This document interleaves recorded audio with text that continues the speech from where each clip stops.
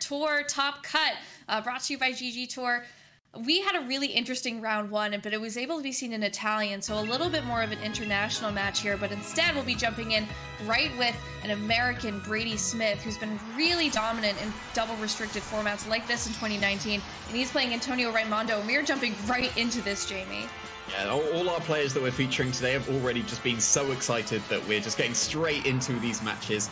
Barely any team preview for us to see the teams, but we'll be able to see what is coming out here. It's going to be Grimsnarl and Incineroar coming out from Antonio's side of the field. Quite a passive lead, but it's going to be quite effective here. And against the Incineroar and the Thunderous coming out from Brady's side of the field. So we don't know yet what kind of Thunderous that is going to be. Like we said in the previous round, this is a closed team sheet format, so we don't actually know what kind of Thunderous. Yes, we do. We do know what the Thunderous is going to be. Now we know.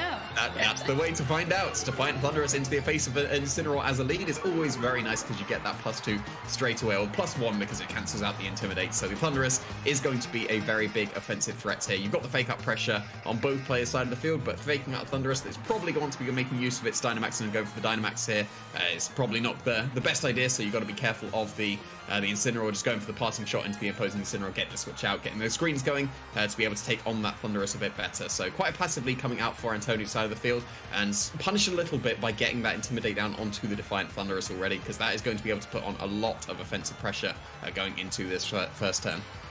Antonio also, just because we weren't able to see those teams really quickly, he is running that Rinya Sun team. Rinya Kobayashi, who also made Top Cut here today.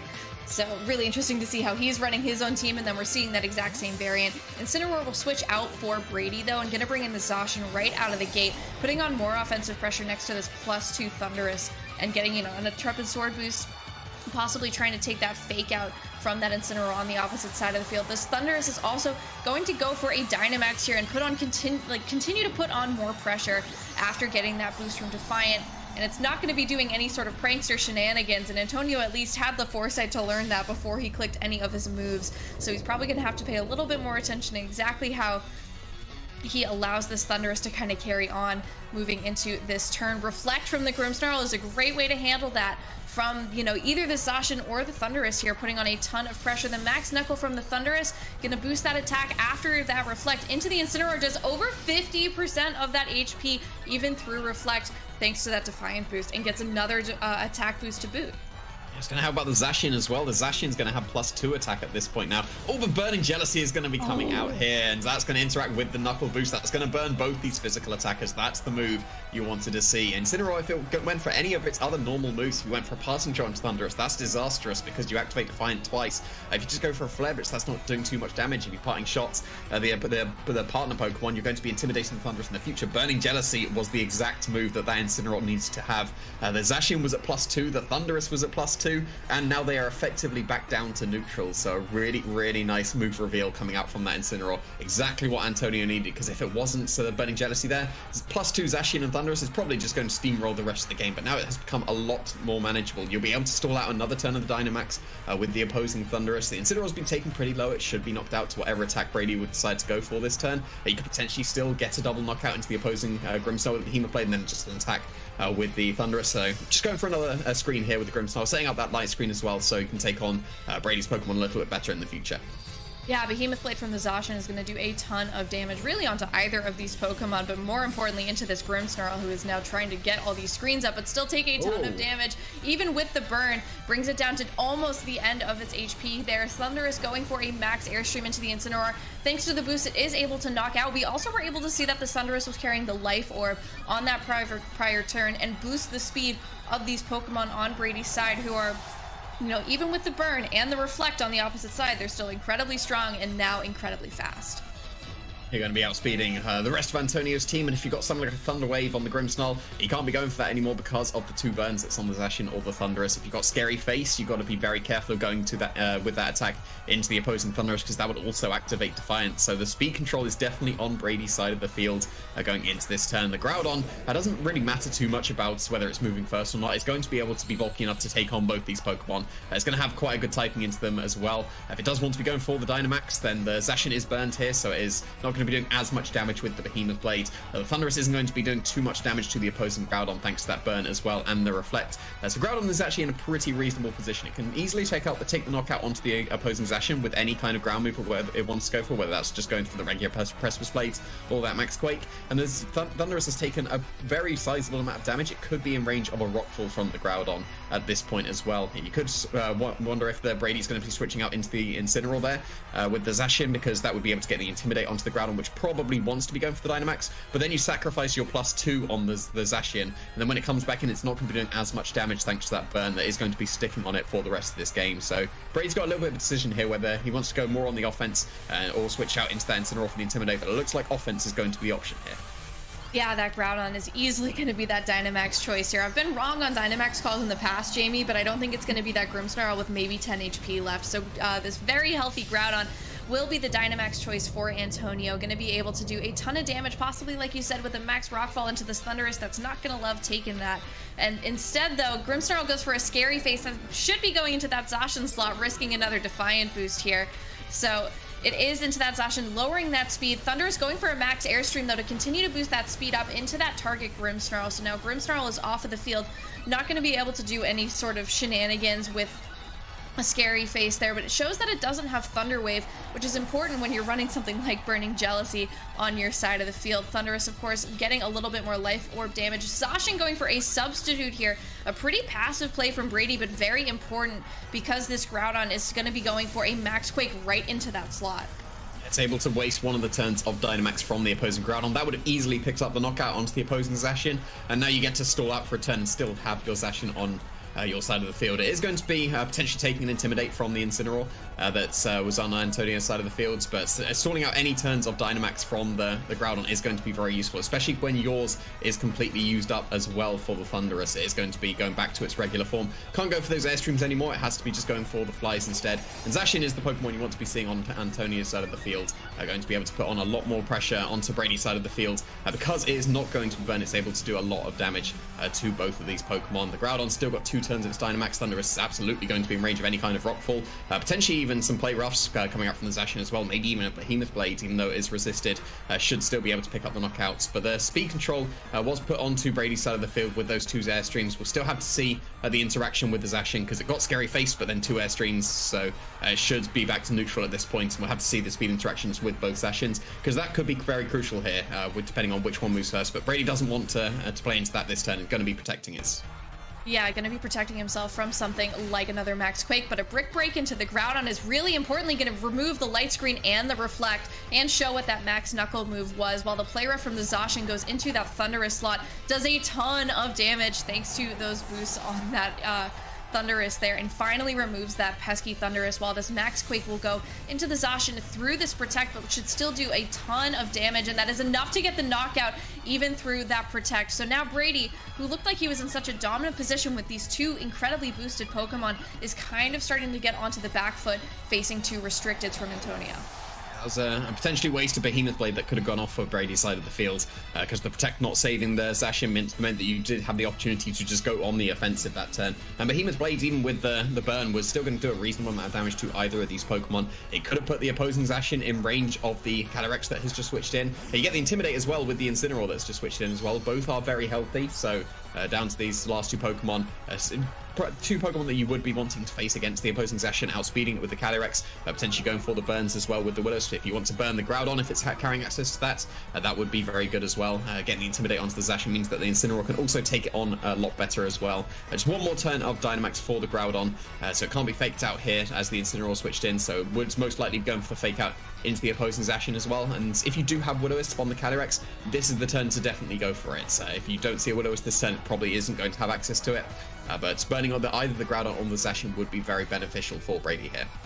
Yeah, Zacian protecting on Antonio's side. A pretty safe move here, either trying to prevent a Will-O-Wisp or a Fake Out. This Calyrex, though, its Will-O-Wisp target is into that Groudon, so Groudon now is going to finally be facing a little bit of the medicine that Antonio gave to Brady earlier, but goes for a Max Rockfall here, setting up that Sand Chip onto the Pokemon on Brady's side and hitting that Incineroar. Does not reveal a berry, importantly, getting a little bit more info. Not that you see a whole lot of Charty Berries on Incineroar anyway, but it is good to know. Flare Blitz, though, goes into the protected Zacian slot, so not even a Fake Out on this turn. Yeah, it's not going to be doing anything to that opposing Zacian, but you've got some chip onto the Incineroar now. It might be in range of the fighting type attack coming out from the opposing Zacian. It's going to be pretty close because it did get intimidated, but it has taken a bit of chip now. The Groudon is not going to be doing as much damage with the Precipice Blades anymore. It's still going to be able to chunk the Calyrex pretty decently, but Calyrex is going to be still outspeeding, could potentially get that burn onto the opposing Zacian as well, but it's just going to be protecting itself this turn instead. Yeah, it already possibly broke a Focus Sash, right, if it's holding one. So that Sacred Sword into the Incineroar is not enough to get the knockout there. It does do super effective damage. Stone Edge, though, does connect from the Groudon into the Incineroar, and that is enough to pick up the knockout here. So that Protect is a little bit tougher for that Calyrex because it had a free double targeting move right there. Could have got off an Astral Barrage. It could have got off Warless into the opposing Zacian as well. That would have maybe allowed the Incineroar to be able to survive the double off of the Sacred Sword and the Stone Edge. Stone Edge being a little bit stronger than Rock Slides would have probably tipped it over the edge there. But yeah, you're not going to be able to do too much damage to the opposing Zacian now. You could get a burn off, but then you're still going to be taking a huge amount of damage from the Behemoth Blade. Astral Barrage is not going to be enough on its own. The Zacian is still very healthy, so it will easily be able to survive at least one of them. Even with something like a critical hit, the Calyrex shouldn't be able to do enough damage to the opposing Zacian, and without a burn, Zacian is just going to be able to wrap up the game with the Behemoth Blade. Yeah, absolutely not nearly enough damage, even like you said with a critical hit here. This Behemoth Blade should be pretty comfortably wrapping up the game for Antonio. Calyrex, though, able to hang on for now. Groudon going for a Heat Crash, so revealing now another move that it has, showing what its Max Flare would be coming from, and Heat Crash is easily going to get the rest of the damage off of that Calyrex. So a really nice way for Antonio, even though he was facing down such strong Pokemon, having that Burning Jealousy on the Incineroar was genuinely the biggest play of that entire game, and it was turn 1. Yeah, that was a very important move to have on the Incineroar. If it was any other move that Incineroar likes to carry, any of the other standard moves would not have been so great into that opposing Thunderous. Flare Blitz wouldn't have done too much damage. Passing Shot would have allowed either Defiant to activate again or Defiant to activate in the future by switching back into Intimidate at some point. Burning Jealousy is a move that we've seen on Incineroar in previous series, but not so much in Series 12, but very, very crucial in that first game. If they didn't get a burn on the Zacian or the Thunderous, then I'm pretty sure that those two Pokemon would have just completely steamrolled the rest of the game, because the Zacian would have been a +2 attack. Who cares about a Reflect at that point, especially because you've got access to Brick Break on the Thunderous to be able to break that as well. So a very, very crucial move choice from this Incineroar, but a move that we haven't seen too much, but very, very impactful. Yeah, it's something that, and you know, you see exactly what Antonio's running. He's running that Sun team, Jamie. We've talked about it a billion times. It's won 3 out of the last 4 regionals, if I'm not mistaken. It won the event I commentated in New York City last night. But Burning Jealousy is a different choice for this Incineroar. You're not always seeing that being run. You're seeing more of that Flare Blitz possibly going on. So it is interesting to see how Antonio is really kind of getting all of his positioning for himself, playing it with a team that is, of course, 6 incredibly good Pokemon, but customizing them to a playstyle that fits his needs and what do you think is going to be good. You know, playing possibly against a lot of mirrors, right? If you're going against a Zacian, Burning Jealousy is a really nice move to have if you can catch that Zacian on the switch in when it gets that boost. So I think Brady has to be a little bit more careful now that he can't comfortably move his Thunderous around. I think he's got to be a little bit more picky of where he picks and chooses where he switches in. Could potentially go for something like a Max Lightning on the first turn, because that wouldn't give any boost to the Thunderous or any of the partners as well. Airstream and Knuckle is going to be very risky in the face of an Incineroar here, but no Incineroar coming out for Antonio's side of the field, so the Thunderous, if it is led, which it is next to the Calyrex, is going to feel a lot safer here because it doesn't have to worry about that Burning Jealousy. It can just go for the Knuckle to increase its attack, it can go for the Airstream to increase the speed as well, so going down, facing down the Groudon and the Grimmsnarl is going to be a little bit better for this Thunderous, especially because we've seen that it was Scary Face on the Grimmsnarl as well. You can just cancel out one of the speed drops from the Scary Face if it does go for that into the opposing Calyrex with the Airstream, then it probably should still be able to outspeed the Groudon and get the Will-O-Wisp into that Pokemon. So a little bit of a better lead going into this for Brady. It would have been very nice if the Incineroar didn't have that Burn Jealousy, but now it is not facing down that Incineroar. It is going to be feeling a lot more comfortable. Yeah, and also, you have this Grimmsnarl, and it wants to set up screens, but it's not facing 2 special attackers or 2 physical attackers, right? It's facing a really powerful duo, so you have to kind of prioritize which screen you may want to get up first, right? And you also know that this thing has Brick Break. So if you get your screens up, are you assuming a Dynamax on this turn 1 where they're not going to be able to go for a Brick Break and just remove them right out of the gate and do some strong damage? But you're not going to have to worry about that because Thunderous leaves on this turn, brings in Incineroar, going to be able to get a really nice Intimidate off onto this Groudon, most importantly, and continue to put Fake Out pressure on this, you know, possibly later if needed. So Calyrex possibly going to be able to have a little bit of help here as well from his partner, but Groudon also ends up leaving the field, brings out the Charizard, which is a really interesting adjustment from Antonio. A lot of a bit of a different plan here. Grimmsnarl goes for the Reflect, so I almost wonder, Jamie, I think that Incineroar might have been left behind. Potentially, you'd have got to assume that there's a Zacian waiting in the back. It comes to pretty much every game, so yeah, the Incineroar that was so crucial in that game one most likely left on the bench here, and a really nice switch in for the Charizard there as well, catching the Will-O-Wisp and not catching any max move from the Thundurus. And Incineroar switching in for that instead, preserving that Thundurus waiting in the back to go for the Dynamax later on in the game. So a good switch in for the Charizard here. Now the Charizard is in a great position because it can't be Will-O-Wisp. It can just go for its Dynamax and get those G-Max Wildfires that won't even care about the Focus Sash of the Calyrex either. So yeah, really nice switch in. Very brave in the face of the Thundurus that could have been going for an Airstream there. Most likely not a Lightning into the Groudon, but an Airstream would have still probably done it into the Charizard, factoring in that Solar Power chip as well, because it hasn't gone for its Gigantamax yet. But very nice switch in. You can get the Light Screen up as well, so that the Astral Barrages aren't going to be doing as much damage to the Charizard as well. And then it could be in a very nice position to start steamrolling through this game, because you can get an Airstream into the Calyrex if you want to outspeed it and then get the Wildfire the next turn, or you can just Wildfire it this turn and take care of it with even through the Focus Sash as well. Yeah, when Charizard comes to these games, its plan is to Gigantamax and get that G-Max Wildfire off, as it does this turn for Antonio, and it has that Solar Power boost thanks to its partner Pokemon Groudon. None of the Pokemon on Brady's side can change that, but Astral Barrage is a ton of damage to this Charizard. It's not going to be able to handle another one of those possibly, but it is able to get off a max Airstream into this Incineroar, gets it down almost to about a quarter of its HP, and boosts the speed for Antonio, so he will be able to outspeed that Calyrex on the next turn if needed. And then this Grimmsnarl here is actually going for a Spirit Break onto the Calyrex, possibly trying to break a Focus Sash so that you can get that knockout on the next turn before this Calyrex is able to attack and maybe knock you out. But a Parting Shot from the Incineroar drops that attack stat on that Charizard, so it is going to put it at -1 attack while this Calyrex Shadow Rider is at -1 special attack. It's still going to be outspeeding the opposing Calyrex and Thundurus at this point, so that's a really crucial Airstream to get off, because as the Thundurus is hitting the field, you want to be getting the Thundurus in before the Charizard, because then you can go for your Airstreams faster than it, because Thundurus is going to be naturally faster than those Charizards. But now Charizard is outspeeding both Pokemon, even with the Parting Shot onto the Charizard. It's so strong that it's just still going to be able to do a massive amount of damage to either Pokemon it wants to at this point. Even the Thundurus going for the Dynamax, it would probably be able to survive, given that it has got -1 special attack now, but it would still take a huge amount of damage, because G-Max Wildfire in the Sun is just one of the strongest moves we have in the game. It just does so much damage, probably even KOing a regular Thundurus and neutral attack, even if it goes for the Dynamax. So a really nice Airstream there, just delaying the Wildfire as well. You don't have to be going for the Wildfire on that first turn. If you go for it this turn, that's one turn later that the Wildfire keeps going on, so a bit more impactful going into the later turns of the game. But it's the Thundurus here, not going for the Dynamax. It's going to be switching out into the Incineroar here, probably trying to catch that Wildfire. Yeah, and importantly getting another Intimidate off, right? And that's probably going to be pretty helpful if needed. You know, it just depends on what this Charizard is kind of possibly going for later. Grimmsnarl not going to worry nearly as much about it. Light Screen, though, going to stop some of that damage from those Astral Barrages from this Calyrex, who is already at -1 special attack.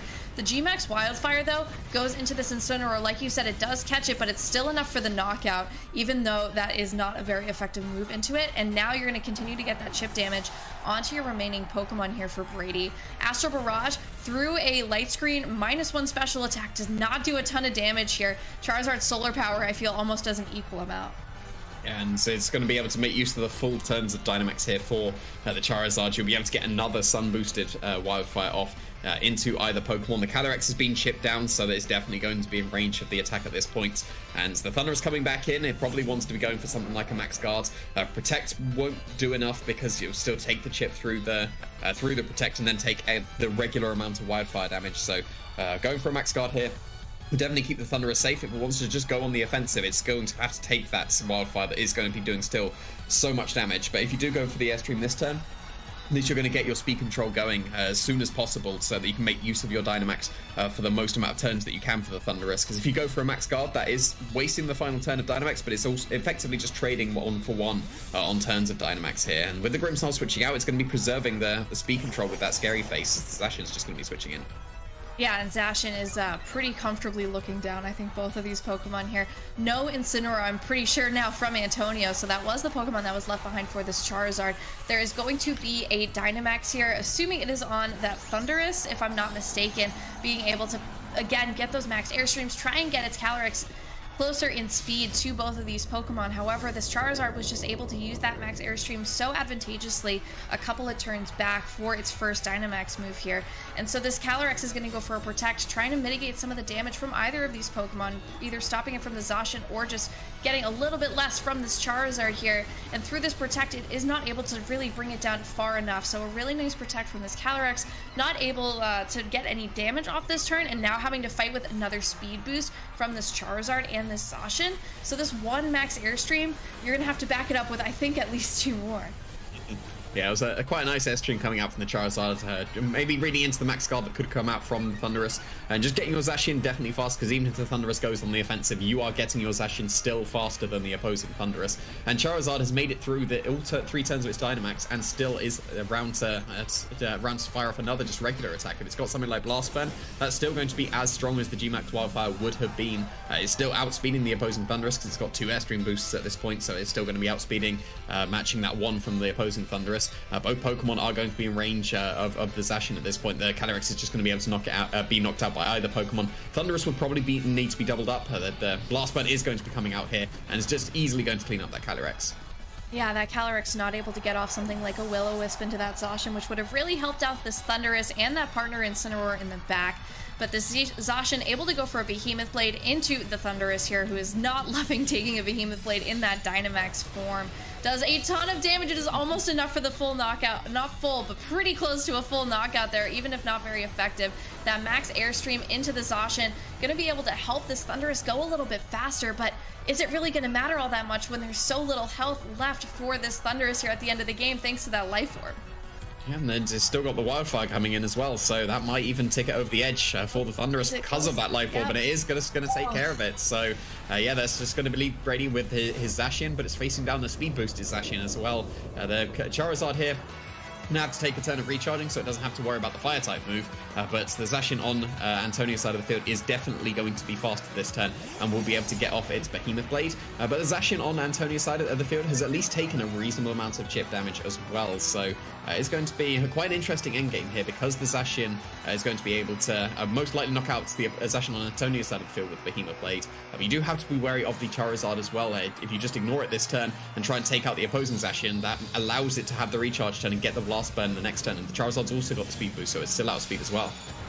Yeah, the Zacian on Antonio's side does, God, so much damage. Able to go first with its own Behemoth Blade, as it will take another one in retaliation from Brady here. Just able to get as much damage as you can, not having to worry about the Charizard because it wasn't able to move this turn, and that is enough to knock out the Zacian at least. But you're still facing down 3 Pokemon from Antonio, one of which is the Grimmsnarl. You're taking this Wildfire damage. Is that the last one, Jamie? I think there's still one more, so I don't even think you make it through the next turn. Yeah, I don't think so at this point, because went for the airstream on the first turn with the Charizard and then into the Wildfire. So that was really nice there, going for the airstream on that turn, because it delayed the Wildfire, allowed one more turn of it. Even if you managed to miss the Blast Burn at this point, so you should be able to just still allow the Wildfire to be able to take care of the opposing Zacian, just guaranteeing that it's going to be slower at this point, even with all your airstreams on the Charizard as well, so make sure it is faster, and the Blast Burn is going to connect here, so it didn't even matter about the Wildfire. Yeah, that Blast Burn is easily going to pick up the last little bits of HP there on that Zacian.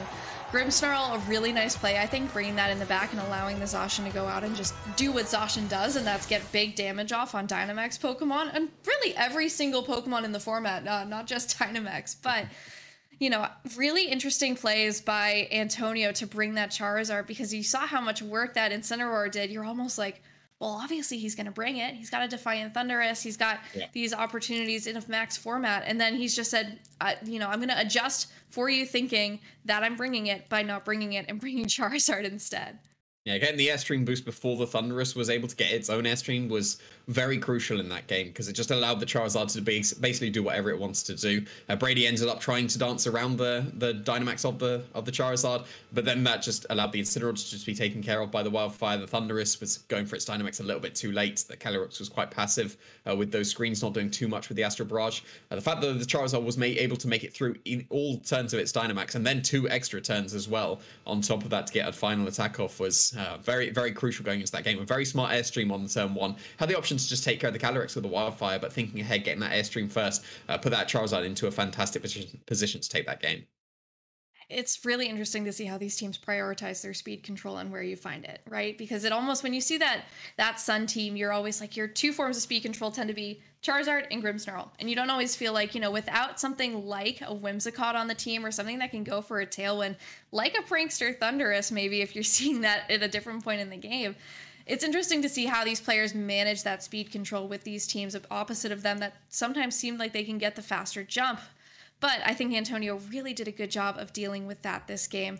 And that means, hopefully, as long as capture card situations work out here, I know that Brady did end up losing, and he was one of our capture cards here in top 16 for top 8. For top 8. We'll be trying our best. Hopefully we'll have some, I think, next round, Jamie. I think we're still going to be okay. Let's hope so. So we'll cut to a short break and we'll be hopefully right back with another game because we are running very short on those capture cards, but hopefully there's still going to be some. We'll be right back with the semifinals.